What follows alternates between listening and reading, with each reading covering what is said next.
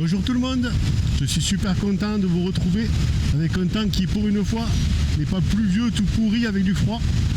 Là on est bien, on est même tellement bien qu'on commence même à avoir chaud. Je tenais à faire ce montologue pour donner un petit peu mes actualités du mois de février où il s'est passé deux choses notables. La première, c'est que j'ai vendu ma 125. Je l'ai déposé sur le Bon Coin il y a à peu près 3 semaines, 4 semaines. Et en début de cette semaine, là on est le 18, un petit jeune m'a contacté pour venir la voir et la récupérer puisqu'il venait quand même à côté de Montpellier. Donc je me suis bien douté qu'en faisant un trajet pareil, il n'allait pas juste la regarder et partir comme ça.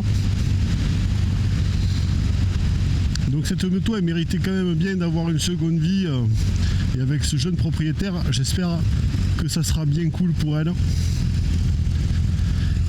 Alors fait notable, il est venu la voir, il était 19h, enfin 18h30, voilà.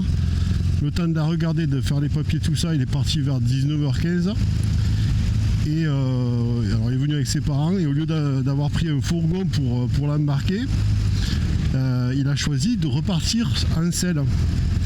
Il est reparti dessus, sachant qu'il faisait un temps vraiment pourri, pour retourner chez lui.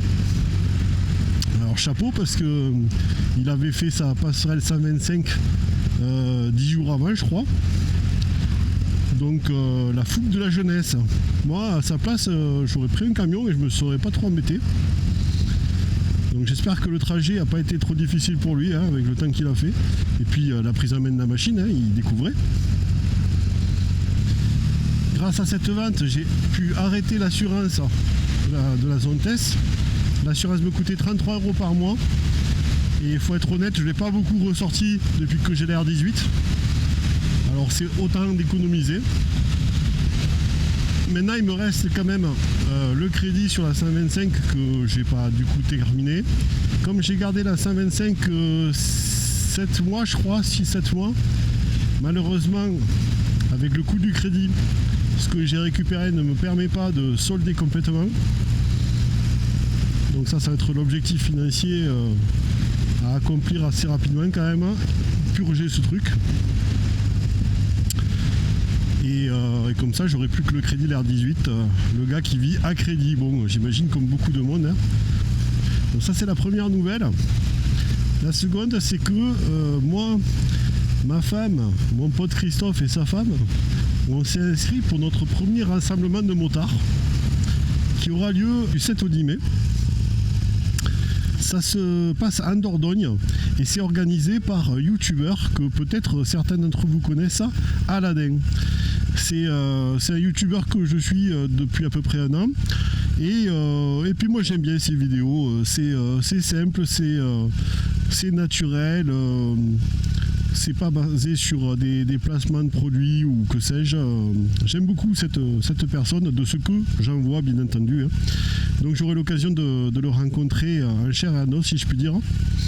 Et donc on se rejoint en Dordogne pour ce rassemblement d'une centaine de motards. Je connais à peu près les motos qu'il va y avoir. Donc nous serons 3 à avoir des R18. Ça me permettra de poser des questions aux autres propriétaires pour un petit peu approfondir ma connaissance de cette machine. Mis à part les 3 R18, il y aura quand même pas mal de BMW, des Harley et des Triumph principalement. D'après ce que j'ai pu voir, pas beaucoup de motos japonaises. Et j'espère qu'on aura un temps super parce que si c'est pour se ramasser 4 jours de pluie, ben je sens que nos dames ne vont pas trop aimer. En ce qui me concerne, ma femme n'aura jamais fait autant de motos en l'espace de si peu de temps.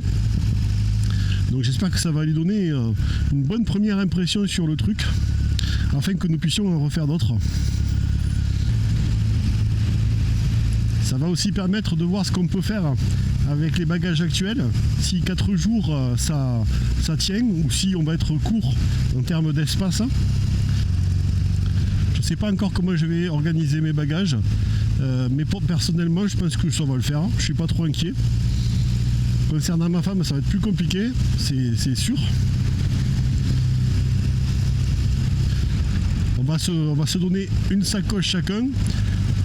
Ensuite, elle prendra sûrement un sac à dos, elle en fera ce qu'elle veut.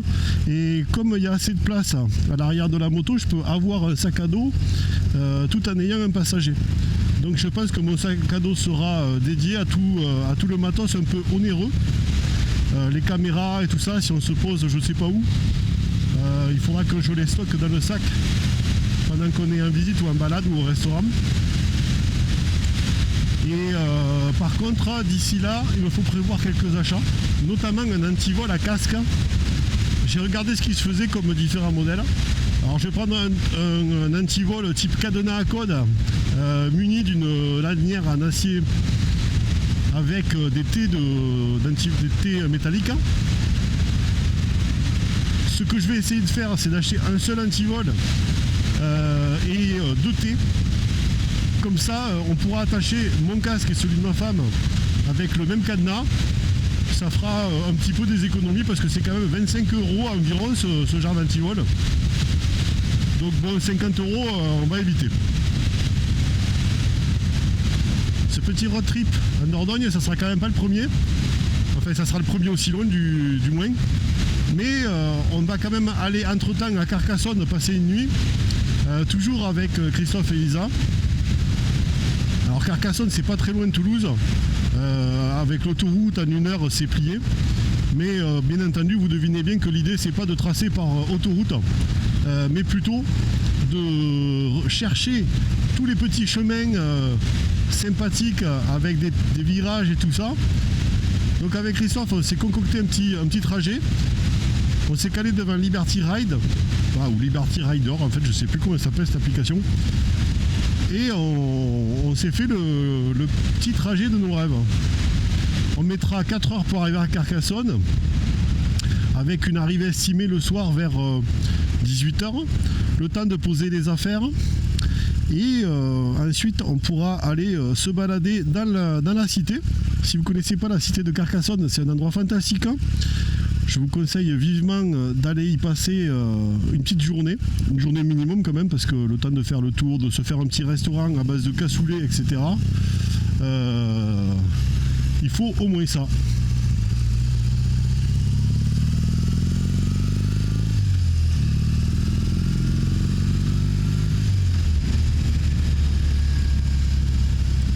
Et alors un truc qui va être sympa, c'est que comme on a réservé un Airbnb sur place, qu'on va dormir à Carcassonne, on va pouvoir aller se balader dans les rues après le repas du soir. Et l'ayant déjà fait une fois, c'est quand même une atmosphère bien différente de la journée où tu as les touristes qui sont bien présents dans les rues et tout ça. C'est vraiment plus calme, c'est autre chose et c'est vraiment très cool. Allez, j'arrive bientôt au taf. Je vous dis merci pour avoir visionné ce petit motologue et à bientôt. Alors la semaine prochaine, je tease un peu. Mon pote Seb a essayé une moto. C'est la première fois qu'il fait ça. Donc si ça vous intéresse, je vous dis à dans une semaine. Bye bye.